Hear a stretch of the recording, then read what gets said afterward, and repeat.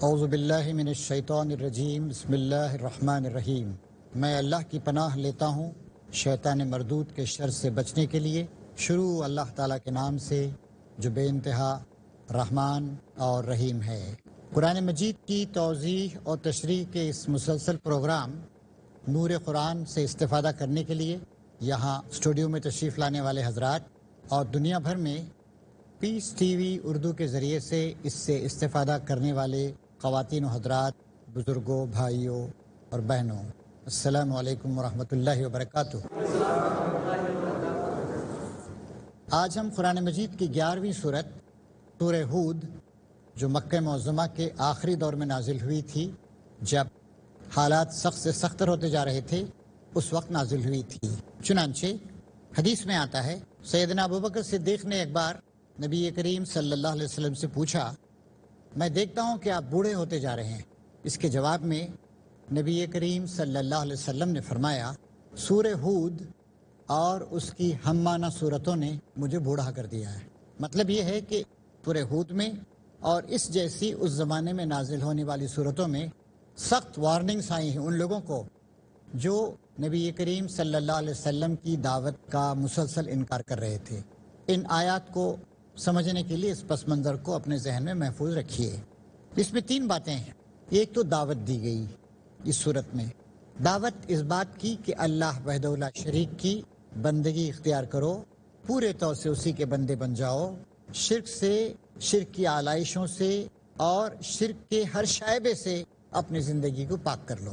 دوسری بات اس میں بتائی گئی ہے کہ جو لوگ حیات دنیا کے صرف ظاہری پہلو پہ توجہ دیتے ہیں، ہم آرام سے رہ رہے ہیں، کھا پی رہے ہیں، خوش و خرم ہیں، ہمارے پاس طاقت ہے، ہمارے پاس اقتدار ہے، عرب میں ہمارا توتی بولتا ہے، اس پہ دھوکہ نہ کھائیں، بلکہ یہ دیکھیں کہ ان کا نامہ اعمال کیسا ہے، زندگی کیسی گزار رہے ہیں، اور پچھلی قوموں کے واقعات سے وہ سبق حاصل کریں جو بہت پھولی پھلی ہوئی تھیں، آرام و عیش سے زندگی گزار رہی تھیں، لیکن ان کی بنیادیں غلط تھیں، وہ شرک میں مبتلا تھیں، وہ معصیتوں کا شکار تھیں۔ چنانچہ ان کے انبیاء کرام ان کے پاس آئے، ان کو سمجھایا، باتیں بتائیں، دلائل دیے گئے، لیکن جب وہ انکار اور کٹ حجتی ہٹ دھرمی پر جمی رہیں تو آخرکار اللہ تعالیٰ کے عذاب کا شکار ہو گئیں۔ تیسری بات اس میں ہے تنبیہ۔ تنبیہ یہ ہے کہ تم بار بار عذاب کا مطالبہ کر رہے ہو اور عذاب نہیں آ رہا ہے، اس سے تمہاری سرکشی اور غفلت میں اضافہ ہی ہوتا جا رہا ہے، اور تم سمجھ رہے ہو کہ شاید عذاب نہیں آئے گا، لیکن تمہیں اپنی اس غفلت کو ختم کرنا چاہیے۔ خدا کا عذاب بول بتا کر نہیں آتا ہے، نوٹس دے کر نہیں آتا ہے، اچانک اللہ کا عذاب آئے گا تمہارے اس انکار حق کی پاداش میں اور تم پکڑے جاؤ گے۔ ان باتوں کو براہ راست بیان کرنے کے ساتھ ساتھ پچھلی قوموں کے اس میں واقعات بیان کیے گئے ہیں۔ نوح علیہ السلام کی قوم کا واقعہ، ان کے بعد ابھرنے والی اس کی جانشین قوم عاد کا واقعہ، اس کے بعد سمود کا واقعہ جو عاد کے بعد عرب کے شمالی علاقے میں پروان چڑھی تھی، قوم لوط کا واقعہ جو ابراہیم علیہ السلام کے بھتیجے تھے، اور اس کے بعد اصحاب مدین کا واقعہ، یہ بھی شمالی عرب کی ایک قوم تھی، حضرت شعیب علیہ السلام کو وہاں پر بھیجا گیا تھا، اور پھر قوم فرعون کا قصہ بھی، اور اس کے بعد بتایا گیا ہے کہ جب اللہ تعالیٰ کے فیصلہ کا وقت آ جاتا ہے تو پھر حساب چکانے میں کوئی دیر نہیں لگتی۔ اور پھر یہ بات بھی اس سے بتائی گئی ہے، آپ سورت کا مطالعہ کرنے سے محسوس کریں گے، اللہ تعالیٰ کے پاس کسی شخص کے ساتھ کوئی رو رعایت نہیں ہوتی ہے۔ چنانچہ اس میں آپ دیکھیں گے سورت میں کہ نوح علیہ السلام کے واقعے میں بتایا گیا ہے کہ نوح علیہ السلام کا بیٹا جو باغی تھا اور کفر کی راہوں پہ چل رہا تھا، وہ بھی سیلاب میں غرقاب ہو گیا۔ اسی طریقے سے ان کی بیوی جو حق پر قائم نہیں تھی اور اللہ اور اللہ کے رسول لوط علیہ السلام کا طریقہ چھوڑ دیا تھا، وہ بھی تباہ و برباد کر دی گئی۔ اگلا واقعہ اس میں ہمارے سامنے آتا ہے کہ لوط علیہ السلام اور دیگر انبیاء کرام، ان کی بھی قوم کے جن لوگوں نے بغاوت کی تھی، ان کے ساتھ کیا سلوک ہوا۔ اس طریقے سے مومنوں کو حق اور باطل کی کشمکش جو مکے کے بعد مدینہ کی طرف منتقل ہونے والی تھی، انہیں پہلے ہی تیار کیا جا رہا ہے کہ تمہیں بھی جیسے اللہ تعالیٰ کسی کے ساتھ رو رعایت نہیں کرتا، اسی طریقے سے جو لوگ حق کی طرف نہیں آتے ہیں، حق کا مقابلہ کرتے ہیں، چاہے تمہارے اپنے رشتہ دار، بھائی، باپ، کوئی کیوں نہ ہو، تمہیں اپنے تمام رشتوں کو منقطع کر لینا چاہیے۔ اور اس کے تقریباً 2-3 سال کے بعد مدینہ تشریف لے جانے کے بعد مدینے کی تشریف آوری کے دوسرے ہی سال جنگ بدر میں صحابہ کرام نے ثابت کر دیا کہ ہمارا اصل تعلق اللہ تبارک و تعالیٰ سے، اور جو اللہ تبارک و تعالیٰ کے اچھے بندے ہیں ہمارے رشتہ داروں میں وہ ہمارے ہیں، اور جو اللہ کے مخالف ہیں، اللہ کے دین کے مخالف ہیں، اس کے پیغام کے مخالف ہیں، ہم کسی قسم کی روح رعایت ان کے سلسلے میں نہیں کریں گے۔ اب آئیے ہم اس کی آیات پر ایک کے بعد دیگرے غور کریں۔ ارشاد ہو رہا ہے الف لام را، فرمان ہے جس کی آیتیں پختہ اور مفصل ارشاد ہوئی ہیں۔ قرآن مجید میں کوئی کچی بات یا کچی پکی بات نہیں کہی ہے، بہت ہی پختہ، بہت ہی مضبوط اور مفصل ارشاد ہوئی، تفصیلات بیان کی گئیں، یعنی کسی چیز میں کوئی گنجلک چیز نہیں ہے، ساری کی ساری باتیں آپ سمجھ سکتے ہیں تفصیل کے ساتھ۔ ایک دانا اور باخبر ہستی کی طرف سے، دانا اور حکیم ہے اللہ تبارک و تعالیٰ، باخبر ہے پورے طور سے، اور لوگوں کو جو کچھ عقل ملی ہے وہ اللہ تعالیٰ کا عطیہ ہے۔ کائنات کی سب سے زیادہ دانا، عقل مند، وزڈم والی، حکمت والی، دانش والی کوئی قوت ہے تو اللہ تبارک و تعالیٰ کی ذات۔ دوسرے نمبر پر وہ حکیم ہے، حکمت اس کی خصوصیت ہے، کب کون سا فیصلہ کرنا چاہیے، کس کو کتنی مہلت دینی چاہیے، اللہ تبارک و تعالیٰ صحیح وقت پہ اس کا فیصلہ کرے گا۔ ایک دانا اور باخبر ہستی کی طرف سے ایک فرمان ہے، کیا کہ تم نہ بندگی کرو مگر صرف اللہ کی۔ بنیادی بات ہر نبی نے پیغام لوگوں کے سامنے پیش کیا، اللہ کی بندگی کرو، اللہ کی عبادت کرو، اللہ کے طریقے پہ چلو، اللہ ہی سب کچھ ہے، اس کے علاوہ کوئی نہیں ہے، کسی کے پاس کوئی طاقت نہیں ہے، خالق وہی ہے، مالک وہی ہے، پرورش کرنے والا پروردگار وہی ہے، اور ساری کائنات کی تدبیر کرنے والا مدبر کائنات بھی وہی ہے، تمہاری بگڑی بنانے والا وہی ہے، کسی کے پاس کسی قسم کا نہ کوئی اقتدار ہے نہ قوت ہے۔ میں اس کی طرف سے تم کو خبردار کرنے والا بھی ہوں اور بشارت دینے والا بھی ہوں، نذیر بھی ہیں اور بشیر بھی ہیں۔ جتنے انبیاء کرام آئے تھے دو ان کے کام تھے، ایک وہ ڈراتے تھے، برے انجام سے ڈراتے تھے، اللہ کی نافرمانی کے انجام سے ڈراتے تھے جو دنیا میں بھی ہوگا اور آخرت میں بھی ہوگا، پھر بشارت دینے والے تھے، جو لوگ اللہ اور اللہ کے رسول کی پکار پہ لبیک کہیں گے، اپنی زندگی کو تبدیل کر لیں گے، ان کے لیے بشارت ہے، خوشخبری ہے، یہ کہ تم اپنے رب سے معافی چاہو اور اس کی طرف پلٹ آؤ تو ایک مدت خاص تک تم کو اچھا سامان زندگی دے گا۔ آدمی خدا کی طرف پلٹ آئے، اب تک جو غلطیاں اس سے سرزد ہو گئیں ان پہ معافی مانگ لے تو اللہ تعالیٰ ایک خاص مدت تک اچھا سامان زندگی دے گا۔ ایک غلط تصور یہ بھی ہے کہ دنیا میں جہاں ہم نے اچھائی کو اپنایا، اللہ تعالیٰ کی اطاعت شروع کی تو ساری مصیبتیں ہم پر آ جائیں گی، ایسا نہیں ہے۔ اللہ تعالیٰ کہتا ہے کہ نہیں، دنیا میں بھی میں تمہاری مدد کروں گا۔ اور بھی قرآن شریف میں اس طرح کی آیتیں آئی ہیں، مثلا فرمایا گیا من عمل صالحا من ذکر او انثی وهو مؤمن فلنحینہ حیاتا طیبہ، جو شخص بھی ایمان کے ساتھ نیک عمل کرے گا، دو شرطیں، ایمان اور نیک عمل، اللہ تعالیٰ ارشاد فرماتا ہے خواہ وہ مرد ہو یا عورت، ہم اس کو پاکیزہ زندگی بسر کروائیں گے۔ ایک اور جگہ اللہ تعالیٰ ارشاد فرماتا ہے ان سے پوچھو کہ اللہ تعالیٰ کی اتاری ہوئی زینت کو کس نے حرام کر دیا، دنیا میں بھی وہ مومنوں ہی کے لیے ہے اور آخرت میں تو صرف انہیں کو ملے گی۔ تو ایسا نہیں ہے کہ آدمی اللہ تعالیٰ کی عبادت کرے، اطاعت کرے، اسی کا ہو جائے، اس کے احکام کو ماننے لگے تو مصیبتوں کا شکار ہو جائے گا، نہیں، اللہ تعالیٰ کہتا ہے کہ ہم ایک خاص مدت تک تم کو اچھا سامان زندگی دیں گے۔ یہاں پر الفاظ آئے ہیں متاع حسنہ، متاع حسن، اچھا سامان زندگی۔ ایک اور لفظ استعمال ہوتا ہے متاع غرور، دھوکے کا سامان، یعنی ایک آدمی اگر اللہ کی نافرمانی کر رہا ہے اور پھر بھی اس کو دولت مل رہی ہے، قوت مل رہی ہے، شان و شوکت مل رہی ہے، بڑی آرام اور عیش کی زندگی گزارتا ہوا دیکھا جا رہا ہے تو متاع غرور ہے، دھوکا، غرور سے مراد دھوکا، اردو کا جو غرور ہے وہ لفظ نہیں ہے، دوسرا لفظ ہے عربی کا، دھوکا ہے، وہ دھوکے کا شکار ہو رہا ہے، سمجھ رہا ہے کہ مجھے تو بہت کچھ مل رہا ہے۔ چنانچہ مکے کے مشرک سردار کہا کرتے تھے ہم تو بہت اچھی زندگی گزار رہے ہیں، ہمیں تو آخرت کا یقین نہیں ہے، اگر آخرت آئے بھی تو وہاں بھی ہم آرام سے رہیں گے، مزے سے رہیں گے، دیکھو ابھی مزے سے رہ رہے ہیں۔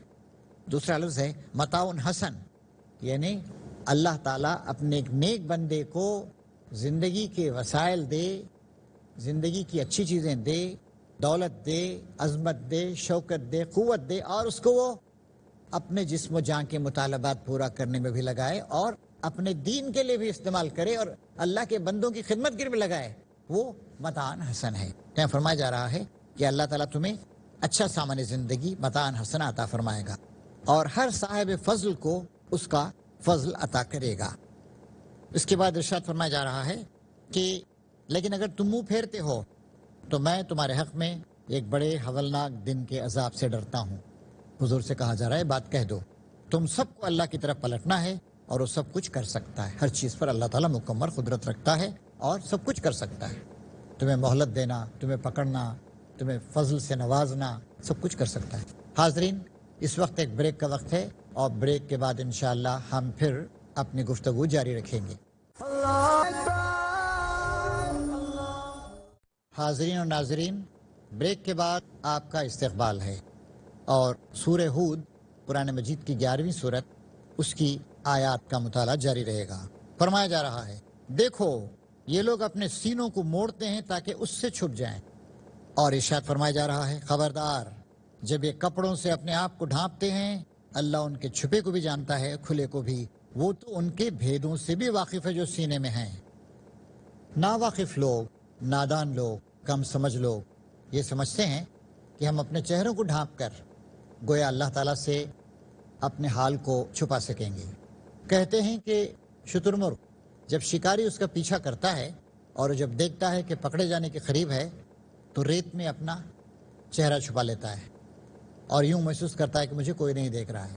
کوئی شخص اللہ تعالیٰ سے اپنے آپ کو چھپانے کی کوشش کرتا ہے تو اس کا حال اس شتر مرغ جیسا ہے جو یہ سمجھتا ہے کہ مجھے کوئی نہیں دیکھ رہا ہے۔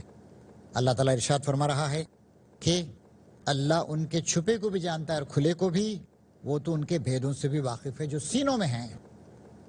ایک جگہ اللہ تعالیٰ ارشاد فرماتا ہے کہ لقد خلقنا الانسان ونعلم ما توسوس به نفسه ونحن اقرب الیہ من حبل الورید۔ ہم نے انسان کو پیدا کیا ہے، ہم اس کے سینے میں ابھرنے والے وسوسوں تک سے بھی واقف ہیں اور اس کی رگے گردن سے بھی زیادہ قریب ہیں۔ اللہ تعالیٰ کو کسی ذریعے ابلاغ کی ضرورت نہیں، کسی مینس آف کمیونیکیشن کی ضرورت نہیں، کسی ٹیلی گرام کی کسی تار کی ضرورت نہیں۔ اللہ تعالیٰ براہ راست ہر انسان سے واقف ہے۔ درخت سے گرنے والا کوئی پتا ایسا نہیں ہے جس سے وہ واقفیت نہ رکھتا ہو، اور زمین کی تہوں میں چھپا ہوا کوئی دانہ ایسا نہیں ہے جس سے وہ باخبر نہ ہو۔ سب کچھ اللہ تعالیٰ کو معلوم۔ اس کے بعد ارشاد فرمایا جا رہا ہے زمین میں چلنے والا کوئی جاندار ایسا نہیں ہے جس کا رزق اللہ کے ذمے نہ ہو اور جس کے متعلق وہ نہ جانتا ہو کہ کہاں وہ رہتا ہے اور کہاں وہ سونپا جاتا ہے۔ سب کچھ ایک صاف دفتر میں درج ہے۔ جتنی مخلوقات ہیں، آج انسان نے اتنا علم حاصل کر لیا ہے، وہ جانتا ہے حیوانات کی انواع، اسپیشیز تقریباً 15-20 لاکھ تک اسپیشیز ہیں۔ حیوانات ہیں، کیڑے مکوڑے ہیں، حشرات الارض ہیں، ہوا کے پرندے ہیں، سمندر کی مخلوقات، مچھلیاں وغیرہ وغیرہ ہیں۔ اسی طریقے سے نباتات کی قسمیں بھی 10-15 لاکھ کے قریب ہیں۔ اللہ تعالیٰ فرماتا ہے کہ زمین میں چلنے والا کوئی جانور ایسا نہیں ہے جس کا رزق اللہ کے ذمہ نہ ہو۔ وہ اللہ تبارک و تعالیٰ جو ہر جاندار کو اس کا رزق عطا فرما رہا ہے۔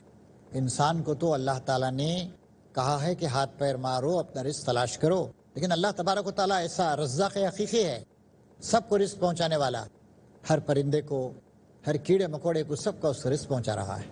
تم پرندوں کو نہیں دیکھتے کہ صبح کے وقت جب وہ نکلتے ہیں تو ان کے پیٹ خالی ہوتے ہیں، شام کو جب اپنے گھونسلوں میں واپس آتے ہیں تو ان کے پیٹ بھرے ہوئے ہوتے ہیں۔ تو تمہیں بھی اللہ تعالیٰ پہ بھروسہ رکھنا چاہیے کہ اللہ تعالیٰ تمہارا رزق تمہیں عطا فرمائے گا۔ پھر اللہ تعالیٰ یہ بھی جانتا ہے کہ کس شخص کو کہاں سونپا جائے گا، کس شخص کی موت کہاں آئے گی، سب کچھ ایک صاف دفتر میں درج ہے۔ پھر ارشاد فرما رہا ہے اور وہی ہے جس نے آسمان و زمین کو 6 دنوں میں پیدا کیا۔ ایک اور جگہ اللہ تعالیٰ قرآن مجید میں خود ارشاد فرماتا ہے کہ تمہارے حساب سے اللہ تعالیٰ کا دن 1000 سال کے برابر ہوتا ہے۔ اب جب انسان کو اللہ نے بتایا کہ ہم نے 6 دنوں میں آسمان و زمین کو پیدا کیا، یعنی اس کائنات کو، اب انسان کے ذہن میں سوال پیدا ہوتا ہے کہ اس سے پہلے اللہ تعالیٰ کی حکومت کہاں تھی؟ جواب دیا جا رہا ہے جبکہ اس سے پہلے اس کا عرش پانی پر تھا، تاکہ تم کو آزما کر دیکھے کہ تم میں کون بہتر عمل کرنے والا ہے۔ آسمان و زمین کی تخلیق، سورج و چاند کا نظام قائم کرنا، زمین کا بنانا، زمین پر انسانی، حیوانی اور نباتاتی زندگی ممکن بنانا، ان زندگیوں کے لیے جن وسائل کی ضرورت ہے، جن غذاؤں کی ضرورت ہے، پروان چڑھنے کے لیے جن چیزوں کی ضرورت ہے، ان سب کو فراہم کرنا، یعنی اس کائنات کی تخلیق اللہ تعالیٰ نے انسان کے لیے کی تاکہ انسان کو آزمائے۔ اس سے معلوم ہوتا ہے کہ انسان کی کتنی عظمت ہے، کتنا بڑا سٹیٹس ہے۔ ورنہ آدمی سوچے کہ زمین و آسمان کا نظام بنایا گیا، سورج چاند کا نظام بنایا گیا، بڑے بڑے ستارے اور سیارے بنائے گئے، بحر زخار بنائے گئے، اونچے اونچے پہاڑ بنائے گئے، موسموں کی تبدیلی کا انتظام کیا گیا، دن اور رات کے تسلسل کے ساتھ آنے کا ایک انتظام کیا گیا، اس کا کوئی مقصد نہیں ہے، ایسے ختم کر دیا جائے، یہ تو ایک عبث بات ہوگی۔ ربنا ما خلقت ھذا باطلا، اے اللہ تو نے ان چیزوں کو بیکار نہیں پیدا کیا ہے، ہر چیز کا ایک مقصد ہوتا ہے۔ ایک آدمی سفر کرتا ہے، کسی سواری پہ بیٹھتا ہے، کسی منزل مقصود پہ جانا چاہتا ہے۔ ایک آدمی کسی ایک شہر میں کسی بس میں بیٹھ جائے اور پھر کہیں اتر جائے، پھر کہیں بیٹھ جائے، پھر کہیں چلا جائے، ایسے گھومتا پھرتا رہے، یہ کوئی عقل مند آدمی ایسا کام نہیں کرے گا۔ اس کا ایک مقصد ہوگا، اس کا ایک روٹ ہوگا، اس کی ایک منزل، ڈیسٹینیشن ہوگا، وہاں پر ہو جائے گا۔ تو اللہ تعالیٰ نے یہ جو اتنی بڑی کائنات بنائی ہے، اتنا بڑا انتظام قائم کیا ہے، کس لیے؟ تاکہ اللہ تعالیٰ تم کو آزما کر دیکھے کہ تم میں کون بہتر عمل کرنے والا ہے۔ اسی بات کو ایک اور جگہ قرآن مجید میں یوں ارشاد فرمایا گیا ہے، هو الذی خلق الموت والحیات لیبلوکم ایکم احسن عملا۔ اللہ تعالیٰ ہی ہے جس نے زندگی اور موت بنائی ہے تاکہ آزما کر دیکھے کہ کون اچھے اعمال کرتا ہے۔ اس کے بعد ارشاد فرمایا جا رہا ہے، اب اگر اے محمد تم کہتے ہو کہ لوگوں مرنے کے بعد تم دوبارہ اٹھائے جاؤ گے، تو منکرین فوراً بول اٹھتے ہیں یہ تو سری جادوگری ہے۔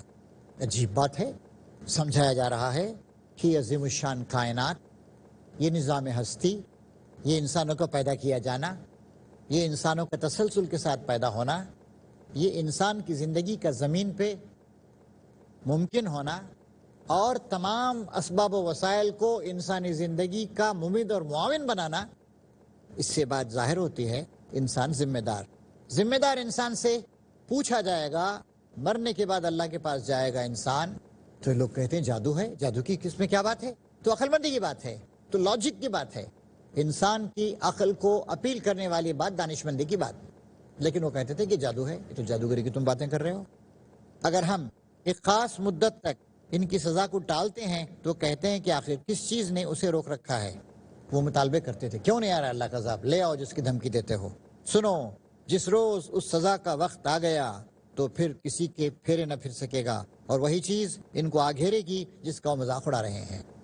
اس کے بعد اللہ تعالیٰ انسان کے نفس سے ہی ایک مثال پیش کر رہا ہے۔ اگر کبھی ہم انسان کو اپنی رحمت سے نوازتے ہیں اور نوازنے کے بعد پھر اس سے محروم کر دیتے ہیں تو مایوس ہو جاتا ہے اور ناشکری کرنے لگتا ہے، اور اگر اس مصیبت کے بعد جو اس پر آئی تھی ہم اسے نعمت کا مزہ چکھاتے ہیں تو کہتا ہے میرے تو سارے دلدر پار ہو گئے، پھر وہ پھولا نہیں سماتا کرنے لگتا ہے۔ انسان کی عجیب حالت، مصیبت کا شکار ہوتا ہے تو مایوس ہو جاتا ہے، پریشان ہو جاتا ہے، ڈس اپوائنٹ ہو جاتا ہے، ہمت ہار کے بیٹھ جاتا ہے، اور اللہ تعالیٰ جب اپنی رحمت سے اس مصیبت کو دور کر دیتا ہے تو پھر ایسا خوش ہوتا ہے کہ پھر خدا کا نام بھی نہیں لیتا ہوں۔ آپ نے دیکھا ہوگا کچھ لوگوں کو کہ جب مصیبت آتی ہے تو خدا کو برا بھلا کہنے لگتے ہیں، اللہ نے مجھ پہ مصیبت کیوں نازل کر دی، کیا مجھے پہ مصیبت آنی چاہیے تھی۔ یہ چھچھورے قسم کے کم ظرف انسان ہیں، اور اس کے مقابلے میں جو عقل مند لوگ ہیں وہ ایسا نہیں کرتے ہیں۔ وہ کیا کرتے ہیں؟ اللہ تعالیٰ فرماتا ہے اس عیب سے پاک اگر کوئی ہیں تو بس وہ جو لوگ صبر کرنے والے اور نیکوکار ہیں، اور وہی ہیں جن کے لیے درگزر بھی اور بڑا اجر بھی ہے۔ جو نیکوکار لوگ ہیں، اچھے اعمال کرنے والے لوگ ہیں، وہ کم ظرف نہیں ہوتے، مصیبت آتی ہے تو مایوس نہیں ہو جاتے وہ، بلکہ اللہ کا سہارا ڈھونڈتے ہیں، اللہ کے آگے جھک جاتے ہیں، اللہ سے مدد طلب کرتے ہیں۔ اور جب مصیبت کو اللہ تعالیٰ دور کر دیتا ہے اس کے بعد پھر خوشحالی، آسانی اور سہولت میسر آتی ہے تو اس وقت ایسا نہیں ہوتا کہ وہ اکڑنے لگیں، نہیں، مصیبت میں بھی خدا کو یاد کرتے ہیں اور آسانی میں بھی خدا کو یاد کرتے ہیں۔ فرمایا نبی کریم صلی اللہ علیہ وسلم نے ایک حدیث میں، مومن کا حال ایسا ہے کہ جب اس پہ کوئی مصیبت آتی ہے تو صبر کرتا ہے، اجر پاتا ہے، اور جب کوئی اللہ کی رحمت حاصل ہوتی ہے تو شکر ادا کرتا ہے اور وہ جزا پاتا ہے۔ یہ صرف مومن کا حال، مومن کے لیے بھلائی ہی بھلائی ہے۔ اور جو کافر ہے، جو اللہ کو نہیں جانتا، کفر کرتا ہے، اس کا حال کیا ہے؟ اس کا حال ایک بالکل جانور جیسا ہے۔ اس کے مالک نے کیوں باندھ دیا، کیوں چھوڑ دیا، کوئی بات اس کی سمجھ میں نہیں آتی۔ اللہ تعالیٰ فرما رہا ہے اولئک لہم مغفرۃ و اجر کبیر، اور یہی وہ لوگ ہیں جن کے لیے درگزر بھی ہے، بڑا اجر بھی ہے۔ غلطیاں اور کوتاہیاں جو ان سے ہو جائیں گی اللہ تعالیٰ معاف کرے گا۔ ایسے صبر کرنے والے، اللہ پہ بھروسہ کرنے والے، مصیبت میں اور آسانی میں ہر وقت اللہ تعالیٰ کا دامن تھامے رہنے والے لوگ، اللہ تعالیٰ انہیں عفو درگزر سے بھی نوازے گا اور ان کے لیے بڑا اجر ہے۔ کیوں؟ وہ کم ظرف نہیں ہیں، وہ مصیبت کو بھی خدا کی طرف سے سمجھتے ہیں اور خدا کا سہارا لے کر اس کا مقابلہ کرتے ہیں، اور جب آسانی، آرام و سہولت ملتی ہے اس پر بھی اللہ تعالیٰ کا شکر ادا کرتے ہیں۔ تو ان سخت حالات میں بتایا جا رہا ہے کہ مومنوں کو ایسا ہی ہونا چاہیے۔ ہم کو بھی، چونکہ قرآن مجید کی تعلیم کسی ایک خاص دور کے لیے، خاص لوگوں کے لیے نہیں بلکہ ساری انسانیت کے لیے آئی ہے، مومنوں کی صفت ہونی چاہیے کہ وہ ہر وقت اللہ تبارک تعالیٰ پہ بھروسہ کریں۔